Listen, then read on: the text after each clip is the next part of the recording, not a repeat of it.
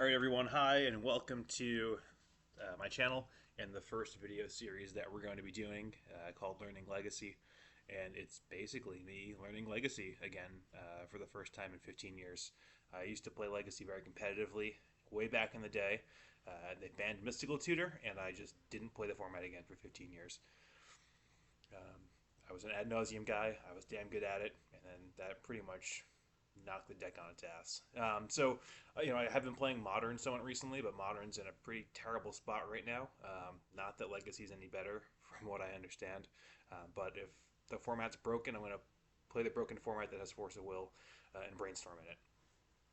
So anyway, I've kind of selected a few decks and built them, and the plan is going forward that I'm going to play at least one league with all of these on the channel.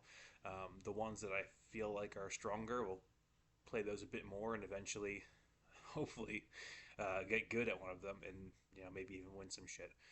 So the first deck up, calling it Esper Dildos because it's basically just a pile of Esper cards and these little 2 and 3 mana dildo-y creatures. I haven't seen this list actually win anything. I just saw Pokimoki played it on his YouTube channel, and it looked reasonable to me.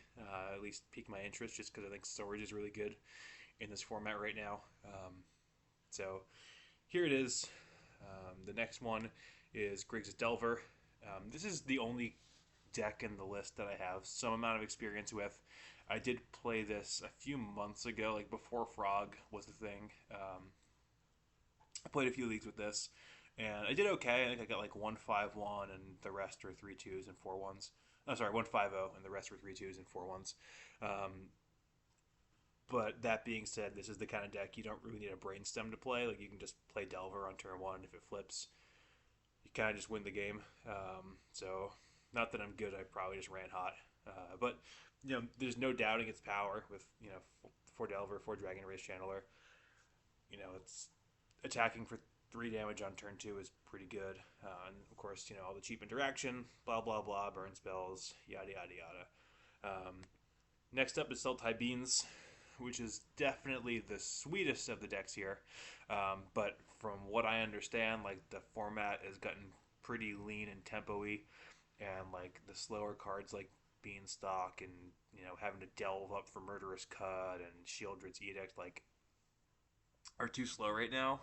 So it seems like this deck's kind of fallen out of favor, at least for the time being. When whatever bans happen, if that's Reanimate or Entomb or Grief or like whatever the fuck's gonna get hit, this will probably be better positioned. But it's hard to justify playing like 2 mana draw a card go when they're just gonna untap and like Grief you and Reanimate Natraxa. And then lastly, we have like the newer version of the Sultai or Bug deck, which is Uro instead of Up the Beanstalk. The removal is a bit sleeker, like Dismember is a lot easier to cast than Murderous Cut and Shieldred's Edict. There's Fatal Push, there's Witherbloom Command, there's Orky Bee, there's Brazen Borrower. There's lots of interaction for stuff on the board, particularly creatures on the board, and there's lots of this like free or cheap interaction with Spell Pierce, Stifle, Daze, Force of Will, blah blah blah blah blah. So that's what we got, and we'll see you soon. Hopefully, I don't suck at all these decks.